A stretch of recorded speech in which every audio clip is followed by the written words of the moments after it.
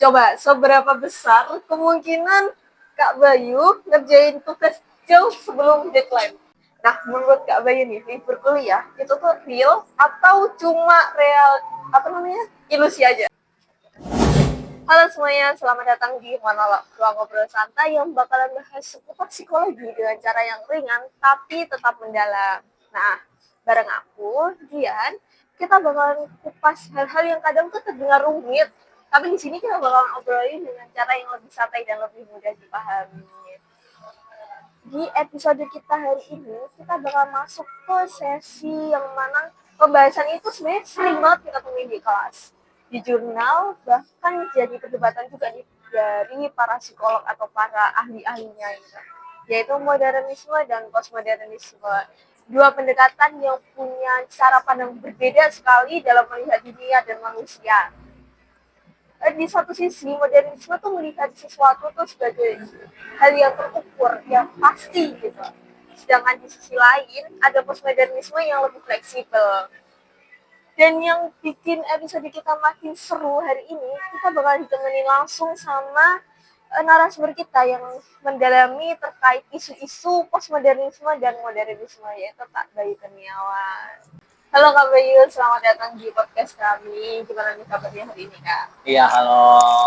Alhamdulillah kabarku baik.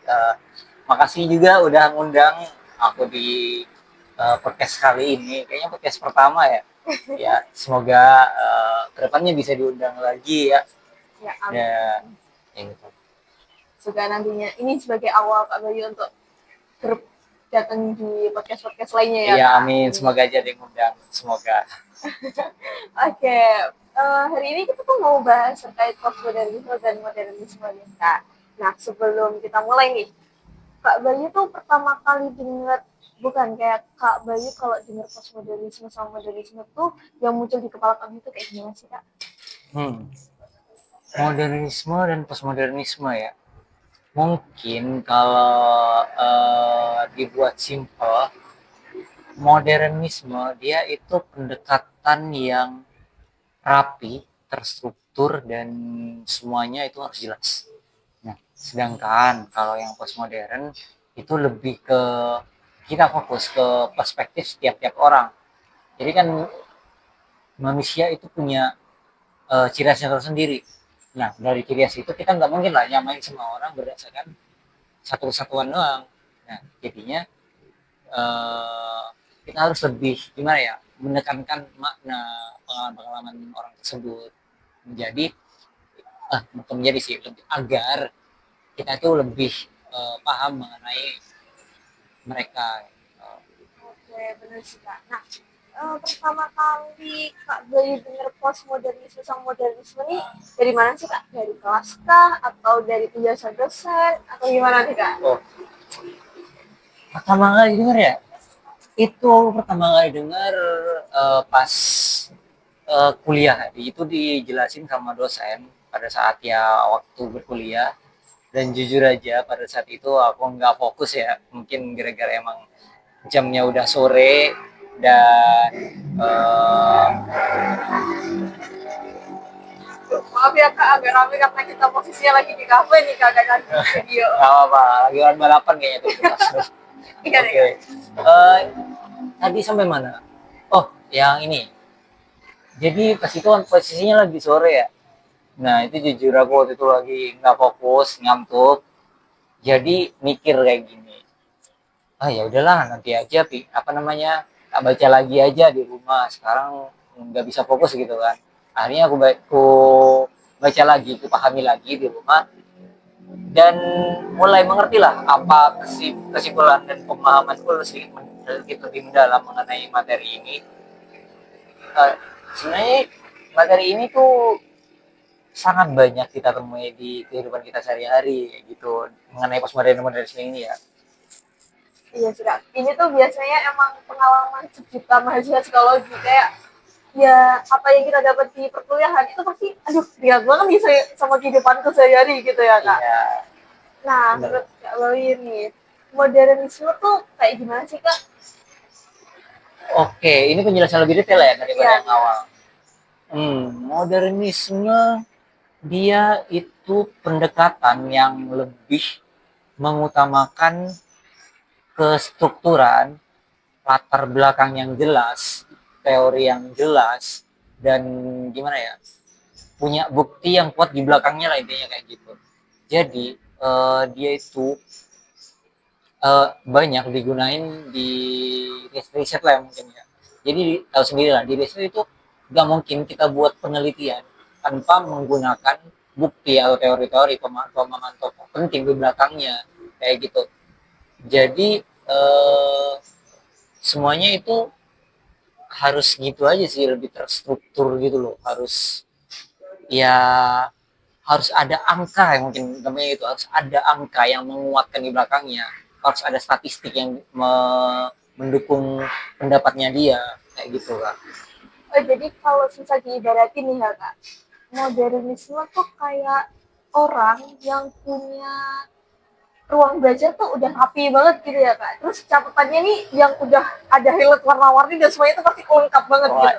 itu benar banget sih, mungkin kalau kita diibaratin ya benar kayak kata kak Diannya tadi ya, Iya. itu kalau diibaratin kayak orang yang ambis banget, dia itu apa-apa harus lengkap, dia punya rumus, dia punya buku panduan, dia punya buku yang apa namanya, buku tulis atau apa namanya itu, Sama kan? iya catatan yang berbeda-beda di setiap mata kuliah atau pelajaran kayak gitu. Jadi apa-apa dia harus gimana ya, harus mempersiapkan diri lah, harus teratur, harus terstruktur kayak gitu. Oke, tapi ada sisi positifnya nggak sih kak? Dengan adanya modernisme nih, psikologi itu jadi bisa dipandang sebagai ilmu yang serius gitu kak. Kan karena ada teori yang pasti, ada penjelasan yang kayak pakem gitu lah. Ya. Jadi dia tuh eh, perlu apa ya namanya? Sangat apa ya? Aku lupa cara bilangnya tuh gimana. Eh, Dia itu lebih terukur lah, mungkin gampangnya gitu sih. Aku bingung mau ngomong gimana ini. Oke, kak. Jadi uh, kalau misal modernisme nih diibaratkan dalam hal-hal yang pasti kayak misal penelitian, riset, itu biasanya pakai pendekatan ini atau ada pendekatan lain nih kak? Oh, kalau itu yang aku tahu ya, kebanyakan sih memakai pendekatan modernisme, kebanyakan. Karena ya tahu sendiri di penelitian itu butuh bukti yang mendukung penelitiannya dia. Dalam penelitian juga perlu pernyataan dari tokoh-tokoh penting kayak gitu. Tapi ya nggak sedikit juga yang memakai pendekatan yang lain kayak gitu. Jadi nggak semuanya pakai yang modernisme ini. Nah ada beberapa atau yang pakai itu pendekatan postmodernisme kayak gitu. Oke, masuk ke postmodernisme nih ya kak.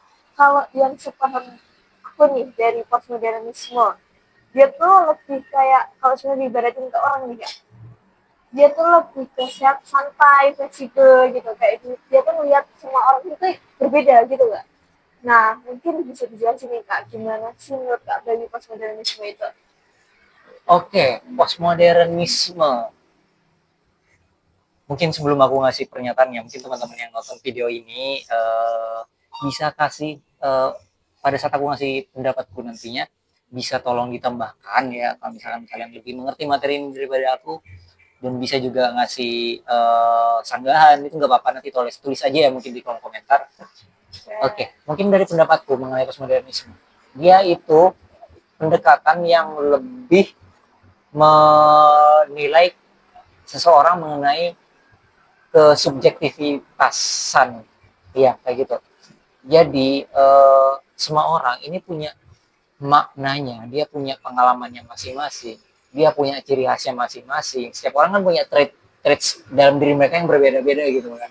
Jadi dalam pendekatan postmodernisme, dia ini lebih menekankan mengenai ya makna itu, makna dalam diri seseorang kayak gitu kak, mungkin sepaman kayak gitu. Oke, berarti kalau tadi modernisme itu yang udah terukur banget nih kak, kayak ayo kita cari aturan lainnya gitu. Nah, sedangkan postmodern nih dia tuh kayak ya semua orang tuh unik, semua orang tuh punya perspektif masing-masing, kita nggak bisa sama ratakan gitu. Iya, mungkin kalau aku bisa nambahin ya yang tadi ya. Oke.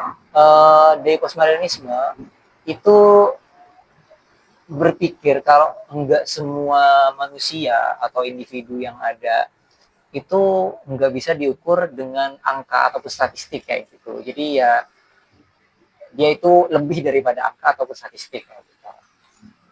Oke. Dan yang aku suka dari postmodernisme nih Kak, dia tuh kayak bikin psikologi tuh lebih manusiawi gitu kan. Dengan adanya postmodernisme, ini kayak ngelihat setiap orang itu unik, setiap orang itu kompleks, jadi nggak bisa semuanya disamaratakan gitu. Kita pahami masing-masing, iya nggak sih Kak? Iya benar, aku setuju banget sih kalau itu. Jadi ya setiap orang ya aku udah jelasin barusan ya. Mirip yang aku penjelasanku barusan. Setiap orang itu dia punya kepribadian yang hanya ada pada diri dia sendiri. Jadi ya kita nggak bisa menyamakan seorang ini sama kayak orang ini. Ya mungkin dari luar kelihatannya sama. Yang itu mungkin yang ditujukan doang kan. Iya. Tapi yang di beneran di dalam diri mereka sendiri itu mungkin berbeda dari apa yang kelihatan di luar ya gitu. Jadi semua orang atau individu yang kita lihat kita itu nggak bisa sama ratakan kayak gitu. Jadi dia itu punya pendekatan yang berbeda-beda. Jadi setiap orang punya pendekatannya. Tapi dan begitu ya Kak, kayak postmodern yang melihat setiap orang itu berbeda, setiap orang itu kompleks, itu kan jadi bikin bingung nggak sih ya? Karena kan nggak ada jawaban yang final gitu dari pernyataan-pernyataan yang ada atau pertanyaan-pertanyaan gitu. Oh, mungkin kalau itu benar ya. Jadi kalau dia postmodern itu bikin bingung jelas soalnya nggak ada jawaban yang pasti. Makanya kita perlu memahami mengenai dua pendekatan ini. Jadi kita perlu mengenai pendekatan modernisme, mengenai postmodernisme itu kita pahami secara seimbang agar ya wawasan kita lebih meluas kayak gitu loh. Jadi nggak cuma terpaku melalui salah satu ini saja. Misalkan kalau terpaku melalui apa namanya modernisme itu jadinya terlalu ya gimana ya ambis lah mungkin tanda kutip gitu ya. Terus yang sedangkan kalau yang satunya dia tuh malah bingung arah kayak gitu. Oke. Tapi kalau dipikir-pikir ya Kak, postmodernisme dan modernisme ini tuh meskipun dia punya dua cara berpikir yang berbeda, tapi tetap punya kontribusi yang besar lah sih ya buat psikologi ini terutama. Itu yang mana? Yang dua-duanya atau yang Dua-duanya. Oh, dua-duanya. Ya benar. Kalau yang modernisme itu banyak banget berpengaruh dalam pendekatan psikologi. Sedangkan kalau yang postmodernisme itu banyak banget dalam pendekatan psikologinya. Kayak gitu. Kalau kita lakukan suatu konseling lah kayak gitu. Oke, nah ini dua-duanya tadi kan punya kontribusi yang sangat besarnya nih Kak sama psikologi. Nah kalau perbedaan yang paling menonjol dari kedua pendekatan itu yang kayak gimana sih Kak? Oh, perbedaan ya. Mungkin perbedaan. Yang pertama yang modernisme. Yang modernisme dia itu lebih objektif. Nah, kalau ya udah tahu ya, kalau objektif dia itu lebih terpaku pada angka dan juga statistik. Dia terpaku pada aturan yang udah paten. Nah, dari aturan itu kita tuh gimana ya? Kita harus mengikuti aturan yang ada. Dan mungkin kita perlu apa namanya ya? Me, rada memaksakan mungkin kayak gitu. Kalau soalnya kalau udah ngikutin apa namanya? Ngikutin aturan yang ada, itu mau nggak mau kita kan harus ngikutin banget. Nah, kalau yang postmodernisme ya, yang postmodernisme itu lebih ke subjektif, dia itu lebih menghargai perbedaan dari manusia, dia menghargai keberagaman dari manusia itu sendiri. Jadi manusia itu dia atau postmodern ini memandang kalau manusia itu bukan sekedar objek yang bisa dinilai mengenai melalui ya angka atau statistik. Jadi dia punya latar belakang yang ada dalam dirinya sendiri. Makanya itu membentuk kepribadian yang ada pada dirinya. Gitu. Berarti nih ya Kak, kalau modernisme ini ibaratnya kayak dia tuh yang bikin aturannya, sedangkan postmodern itu lebih ke emang semuanya mau pakai aturan yang kamu buat kayak gitu. Iya bener banget sih, bener banget. Oke, Nah, kalau diibaratin lagi nih Kak, semisal modernisme nih kayak jalan tol mungkin ya, yang lurus tanpa hambatan biasanya. Sedangkan kalau postmodernisme nih ya, yang punya banyak cabang mungkin, Oh, bener gak Kak? ya bener sih yang dikatain Kak Dian tuh bener perumpamannya. Tapi mungkin aku sedikit sedikit menambahin ya. Itu kalau yang modernisme dia cuma punya satu jalan yang dimana ya kalau arahnya ke sana ya kita ngikut aja ke sana. Kalau ke kanan ke kiri kita ngikut kiri, kalau ke kanan, kalau lurus lurus. Nah sedangkan yang postmodernisme dia itu punya sama, dia punya satu tujuan, tapi jalan yang ada dia itu memiliki banyak jalan gitu. Jadi dia bisa memilih antara jalan yang kayak ada jalan-jalan tikus mungkin ya gampangnya ya, jalan-jalan tikus. Jadi dia bisa memilih jalan yang lebih cepat ataupun jalan yang lebih lambat kayak gitu. Tapi tetap aja tujuannya tetap sama kayak gitu. Dia pasti tetap ke tujuan ini walaupun caranya yang berbeda kayak gitu. Oke, berarti itu ibaratnya kayak modernisme ini untuk mencapai tujuan, dia cuma punya satu jalur gitu ya Kak. Sedangkan postmodern itu ya udah terserah kamu mau pakai jalur yang mana, yang penting tujuannya itu tercapai gitu. Iya benar, itu benar banget sih. Oke, berarti kalau kayak gitu ya bedanya kita butuhin gak sih Kak? Karena kalau misal kita cuma berpaku sama yang modernisme itu bikin kita jadi dingin mungkin. Sedangkan kalau kita cuma berfokus sama postmodernismenya itu kayak gak punya arah. Iya benar. Nah, jadi sih mungkin teman-teman ini ya apa namanya eh mikir kalau kita harus milih salah satu di antara kedua ini. Sebenarnya dalam kehidupan sehari-hari secara nggak sadar kita udah menggabungkan dua hal ini, dua pendekatan ini. Kita melakukan segala hal, kita akan menentukan segala hal menggunakan pendekatan modernisme. Iya. Sedangkan kita dalam melakukan sesuatu, kita kan seringkali berimprovisasi di dalam prosesnya gitu kan. Itu udah masuk ke postmodern gitu loh. Jadi kita ya lebih baik atau dianjurkan untuk menggabungkan dari keduanya ini ya gitu loh, biar wawasan kita lebih luas, pemahaman kita lebih dalam, dan juga biar kita nggak cuma terpaku mengenai atau dengan satu pendekatan aja, karena kita terlalu terpaku mengenai modernisme sama yang Kak Dian tadi bilang, ya itu akan jadi orangnya terlalu kaku mungkin. Iya, sedangkan yang postmodernisme dia malah jadi nggak tahu arah nantinya, soalnya terlalu bebas gitu kan, jadi nggak tahu arah gitu. Oh jadi Kak, aku jadi keinget nih tiba-tiba. Kalau tadi kan postmodernisme itu bilangnya dia punya beberapa jalur yang penting tujuannya itu terselesaikan gitu ya Kak. Nah, postmodernisme kan tadi. Kalau yang psikologi, dia kan punya pendekatan modernisme dan postmodernisme nih. Nah, kalau kayak gitu berarti psikologi itu menganut pendekatan postmodernisme. Ya sih Kak? Wah, kalau itu aduh gimana ya? Aku sih belum bisa jawab ya kalau itu ya. Soalnya ya aku belum menjadi ahli psikologi. Aku juga masih mahasiswa. Apalagi aku juga masih mahasiswa semester 5, itu kan masih belum berhak mengenai pendapatku, itu masih belum terlalu jelas. Jadi kayak mungkin kesannya ngasal gitu kan, menurut pendapat pribadi gitu, jadi aneh. Ya semoga aja nanti bisa jadi tokoh terkenal ya, nanti aku bisa ngasih jawaban yang lebih baik kayak gitu, bisa ngasih jawaban pasti. Mungkin kalau disuruh harus berpendapat apa, mungkin aku akan bilang kalimat yang sering di apa namanya diucapkan oleh anak psikologi. Jadi aku cuma bilang tergantung. Langsung muncul ya psikologinya ya kayak. Ya. Karena kan tergantung kan jawaban aman gitu kan. Jadi setiap manusia tuh punya pendapatnya masing-masing. Oke. Jadi ini tuh menarik banget sih Kak. Apalagi yang Kakak jelasin tadi itu. Jadi sekarang biar kita tuh nggak terlalu fokus sama teori nih, dan biar teman-teman di sini juga semakin terbayang nih Kak terkait modernisme itu seperti apa, postmodernisme itu yang kayak gimana. Nah, Kalau diibaratin di dunia nyata nih, terutama kalau di bidang psikologi, kedua pendekatan itu kayak gimana sih kak?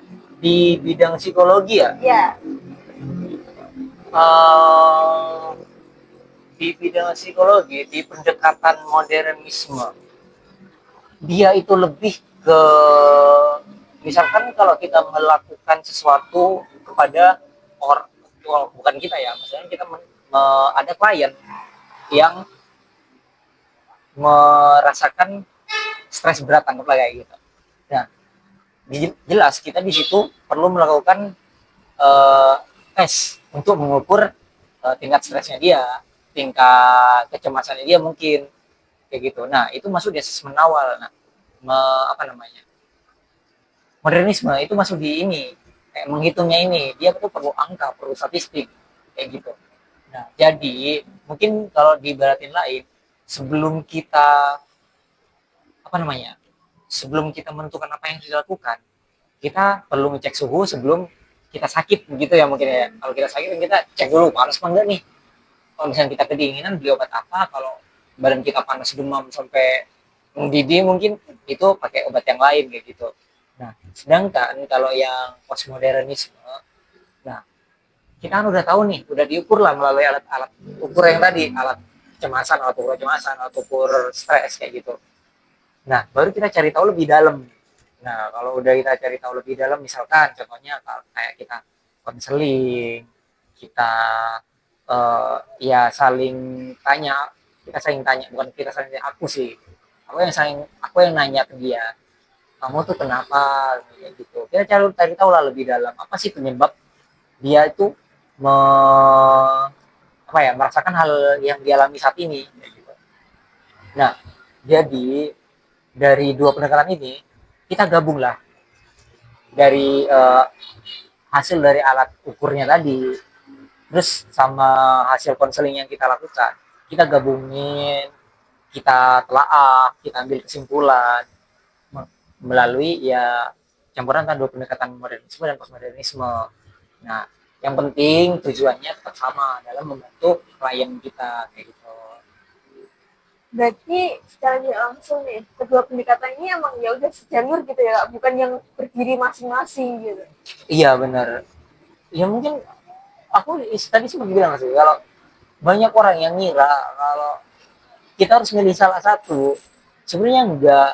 Kita tuh ya lebih dianjurkan untuk menyeimbangkan kedua hal ini kayak gitu. Jadi kita bisa mengenal dengan pasti melalui pendekatan modernisme, dan juga kita nggak bingung arah gitu loh melalui pendekatan postmodern kayak gitu.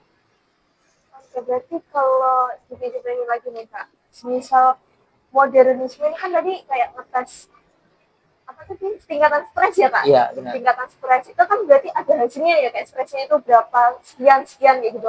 Nah, berarti kalau kayak gitu modernisme ini kayak melihat sesuatu tuh dengan angka, dan itu udah pasti angka itu sebagai sesuatu yang bisa menjelaskan semuanya gitu ya kak. Iya benar. Jadi yang dikatakan modernisme benar, itu dia tuh lebih ngelihat angka tuh nggak bisa bohong kayak gitu. Terus sedangkan yang postmodernisme nih kayak kita apa ya namanya, kayak menormalisasi semuanya gitu, kita mencoba memahami apa sih faktor-faktor penyebabnya kayak gitu ya kak. Iya benar banget. Di postmodern kita mencoba mengenal atau mencoba open mind terhadap semua hal. Jadi bisa aja hal yang mungkin sebelumnya kita anggap nggak penting gitu loh, setelah kita open mind terhadap hal-hal itu, kita lebih mengerti gitu, kita lebih paham gitu.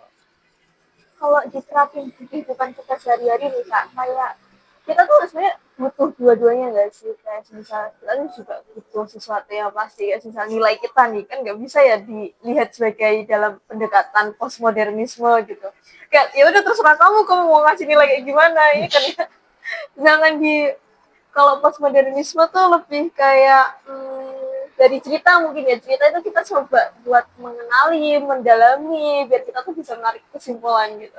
Iya, mungkin aku nambahin ya cerita yang tadi ya, kalau contoh nyata yang dialami mahasiswa, eh, biasanya yang dialami mahasiswa itu contohnya kayak di akademik. Nah, mahasiswa atau mungkin siswa aja ya kalau mau Simpelnya nih. digeneralisasikan. Siswa dia itu punya masalah di bidang akademik biasanya, entah itu nilai, entah itu sama dosen. Terus dia juga punya masalah biasanya sama hubungan. Nah, ya kayak tadi gue bilang dia punya masalah hubungan sama dosen, mungkin dosennya galak gimana pun. Terus dia punya masalah sama teman, sama pacar mungkin.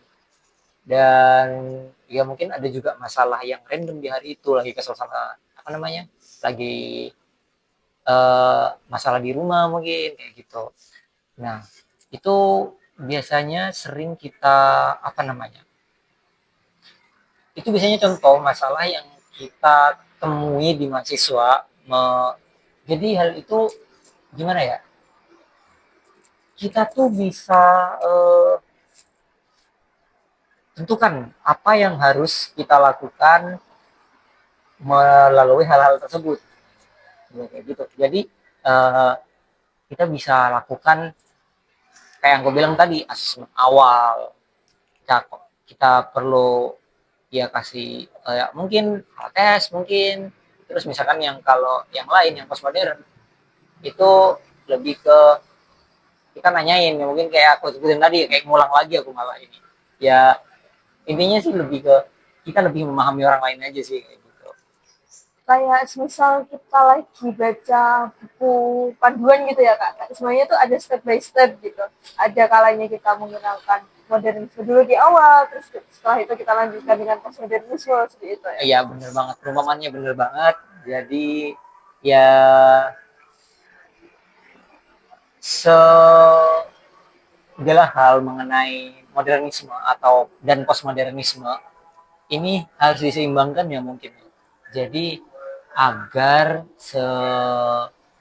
setiap apa namanya pengalaman yang kita alami atau masalah yang kita alami itu bisa kita apa namanya kita obati, mungkin kita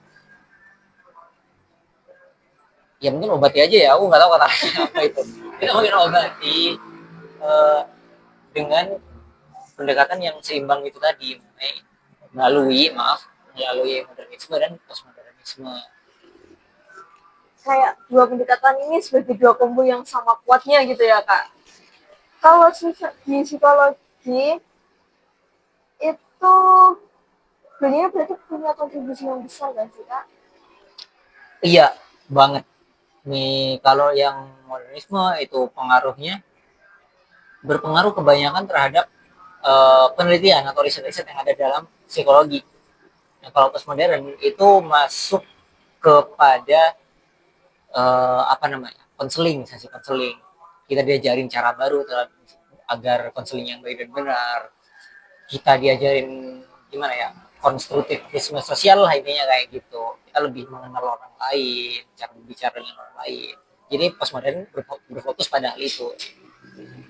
Dua pendekatan ini sebenarnya tuh menarik banget ya kak ya, apalagi di bidang psikologi gitu. Jadi dengan adanya dua pendekatan ini nih, psikologi tuh nggak jadi sesuatu yang sains banget, yang kaku banget gitu. Tapi kita juga kayak gini loh, manusia tuh seperti ini loh, nggak bisa dong kamu kayak gitu, kamu sama ratakan kayak gitu.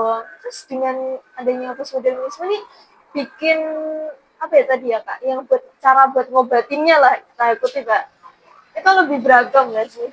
Iya benar, itu benar banget sih kata Kadian. Dari modernisme kita belajar teori-teori yang mendukung, yang postmodernisme kita belajar cara-cara memahami orang lain gitu.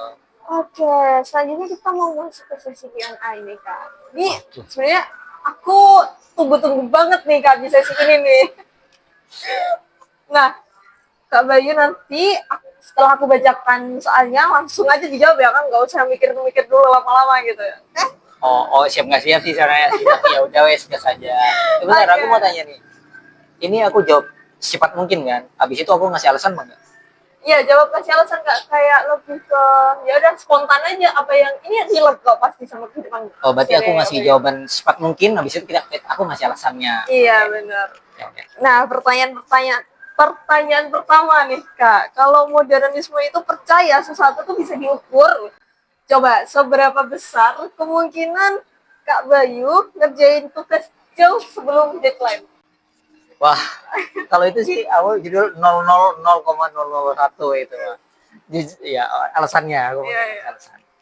Aku jujur udah pernah nyoba ngerjain tugas di jauh-jauh hari. Aku coba nyicil, malah yang ada tuh nggak nyicil, kayak ditinggal tidur kayak gitu, di kayak ditinggal main game. Mungkin teman-teman jangan contoh ya. Kalau bisa itu tetap ngerjain, jadi cicil daripada numpuk gitu kan. Nah, aku tipe orang yang deadlineer. Nah, iya sebenarnya jelas itu nggak baik deadlineer, karena itu bikin kita capek, jelas bikin kita ngeluarin tenaga lebih. Tapi aku ngerasa asik, aku tuh itu ngerasa. Padahal psikologi loh malah kayak gitu. Iya, mungkin gini. Tapi aku ngerasa ya kalau ngerjain tugas redline itu biasanya lebih cepat ngerjainnya. Mungkin gara-gara pengaruh pressure juga kan. Pressure-nya itu lebih gede.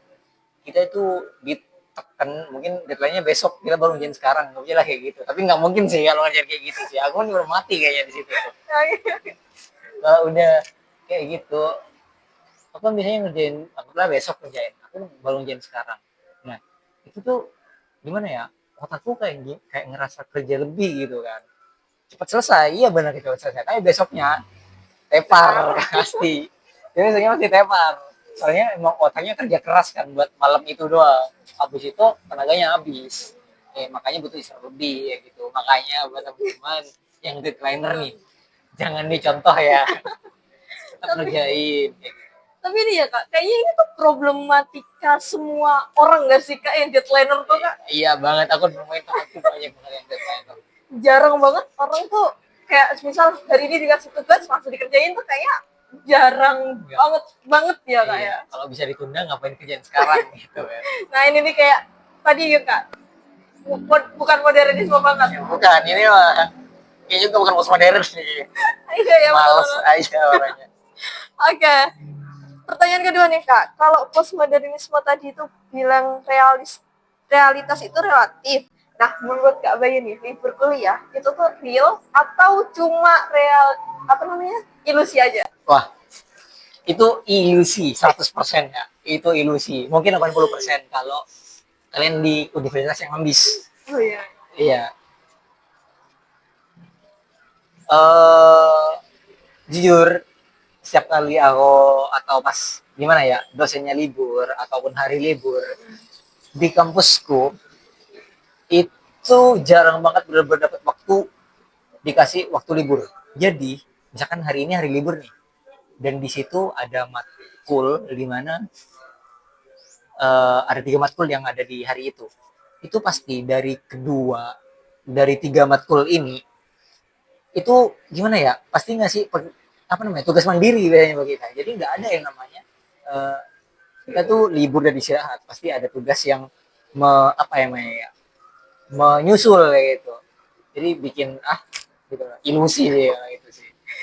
Iya sih Kak, aku juga ngerasa kayak gitu sih. Mungkin emang libur kuliah ya terutama itu kayak cuma konsep sosial gitu ya. Iya, udah bikin kita bahagia denger doang gitu loh. Iya, meskipun habis itu tugasnya berdatangan juga Iya, gitu. sama aja. Oke, lanjut pertanyaan ketiga, Kak. Kalau Kak Bayu harus milih nih, lebih mending dibimbing sama dosen yang modernisme, yang perfeksionis banget nih pasti. Atau dosen postmodernisme yang jawabannya tuh selalu tergantung.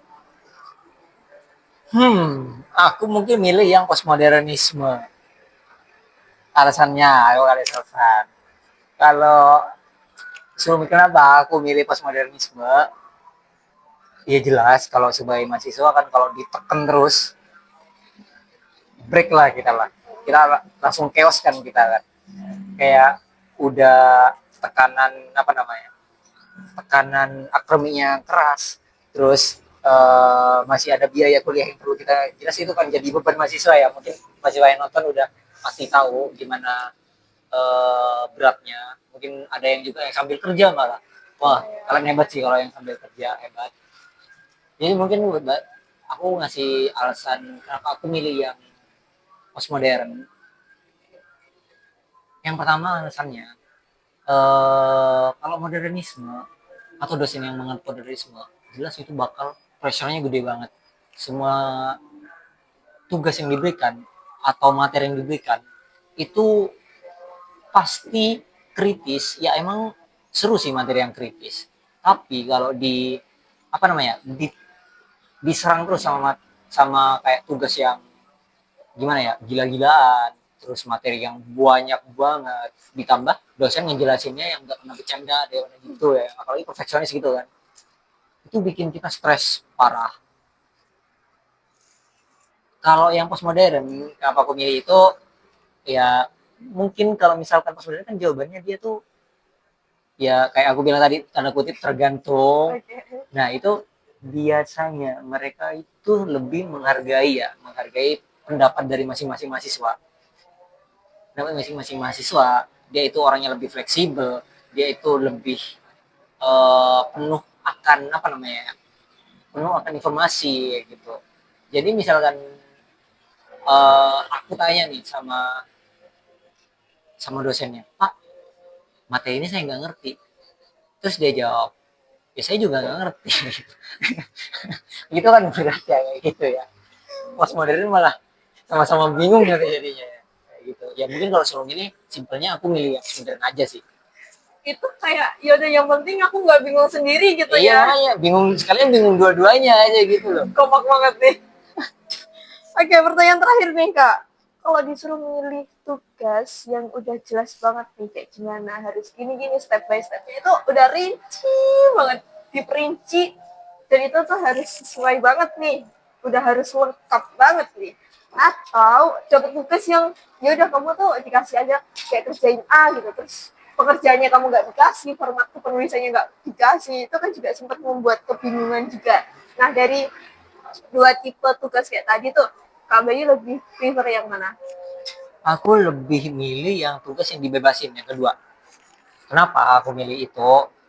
Ya jelas sebagai mahasiswa yang apa-apa udah terbiasa dengan pressure. Kalau sekalinya dapat tugas yang kita ngebebasin atau formatnya terserah mau kita gimana aja, itu kayak surga buat kita loh. Kayak gitu. Wah enak nih, kita nggak ada format yang harus diikutin gitu kan. Ya walaupun format itu penting, adanya format itu di dalam penugasan kan penting kan. Nah kalau kayak gitu, itu biasanya ngebuat kita juga, ini kalau ngerjain yang tugas yang tanpa format ya, biasanya kalau udah ngerjain tugas yang tanpa format, itu bikin standar kita atau standar ngerjain tugas kita itu naik drastis. Soalnya kan kita nggak tahu nih perbedaan tugas kita sama orang lain, soalnya nggak ada format yang benar-benar pasti. Kita nggak bisa nentuin mana yang bagus mana yang enggak. Jadi kita coba bikin standar tugas atau pengerjaan tugas kita yang setinggi mungkin, agar ya walaupun dibebasin formatnya kayak gimana, kita tetap kelihatan gimana ya, kelihatan pinter kayak gitu, kita tetap niat dalam ngerjain tugas kayak gitu. Tapi dengan kayak gitu, semisal nggak dikasih format nih, apa nggak bikin kita kebingungan juga ya Kak? Semisal nih, aduh formatnya tuh yang bener tuh harus kayak gimana? Kalau aku bikin formatnya kayak gini, apa enggak? Nanti bener nggak ya? Itu kan kalau jujur aku nih ya Kak, aku biasanya kayak gitu kalau nggak dikasih format langsung dari dosennya nih, aku tuh bingung, ini tuh harus dimasukin nggak? Ini apa aja yang harus aku tulis kayak gitu loh Kak. Iya sih itu benar. Jadi makanya aku yang awal tadi sempat bilang, kita perlu menyeimbangkan antara dua hal kayak gitu, antara modernisme dan postmodernisme, agar ya kita tetap gimana ya, tetap tahu tujuannya kita mau digimanain, tapi dalam pengerjaannya kita punya banyak cara yang kita bisa siapkan kayak gitu loh. Jadi nggak selalu berpatokan dengan formatnya kayak gitu. Jadi bisa difleksibelin lah cara ngerjainnya kayak gitu. Iya sih kan, soalnya kalau diteken banget tuh, apalagi buat Gen Z nih yang mengutamakan mental health banget, Wah, kayak aduh pressure tuh nggak bisa nih, aku stres, aku kayak gini udah langsung self reward, terus langsung jalan-jalan gitu wah, gak sih Kak? iya bener sih. Kalau Gen Z mah nggak bisa diserang itu ya mentalnya. Kalau udah stres dikit, aduh, aku depresi, asik. Langsung depresi tiba-tiba. Ya, aku juga Gen Z ya teman-teman, nggak bisa dibully. Saya cuma bercanda doang di sini. Ya mungkin kayak gitu sih ya. Ya sama sih Kak, aku juga kayak gitu soalnya kalau dapet tugas di dosen tuh yang aku utamain, aku udah dulu dulu, aku udah jajan dulu, baru nanti aku kerjain tugasnya gitu. Oke, kayaknya udah selesai pertanyaan-pertanyaan tadi Kak. Seru juga dan itu, aduh, banyak yang relate sama aku Kak gitu. Wah, iya sih. Emang postmodernisme sama modernisme ini sangat relate banget sama kehidupan kita dan enggak gimana ya, bisa dilihat di sekitar kita gitu loh. Jadi nggak perlu ngeliat jauh-jauh, langsung oh ini postmodernisme nih, oh ini modernisme gitu. Oke. Kita balik lagi ke topik modernisme dan postmodernisme ya Kak, karena di balik bercandaan kita tadi tuh, sebenarnya dua pendekatan ini tuh memang sering muncul dan sangat dekat banget sebagai, apalagi sebagai kita yang jadi mahasiswa gitu. Nah, bahkan tanpa kita sadari, kita juga sering masuk dalam dua pendekatan ini gitu. Nah, yang bikin menarik itu kayak kadang tuh kita ngerasa teori tuh di kelas ya, terutama Kak. Itu kayak, aduh ini jelasin apa sih? Ini susah banget masuk ke otakku gitu. Padahal kalau kita bisa menelaah lebih dalam, kita coba buat memahami, itu kayak ya itu sedekat itu loh sama kita. Ya benar kalau itu. Jadi ya aku mungkin pas awal-awal kuliah ya itu jelas kan materinya yang baru aku yang baru masuk SMA tiba-tiba pas masuk kuliah langsung dicerca diterekam dengan apa namanya teori sebanyak itu jelas awalnya aku kebingungan ini gimana cara memahami teorinya dengan buku sebanyak itu dan setebel itu jujur pas awal-awal aku kebingungan tapi setelah beranjak semester mulai mengerti lah sebenarnya tuh kita bisa mensimpelisasikan teori agar mudah kita mengerti gitu. Kita mungkin anggap aja teori kayak modernisme. Kita bikin gampang aja.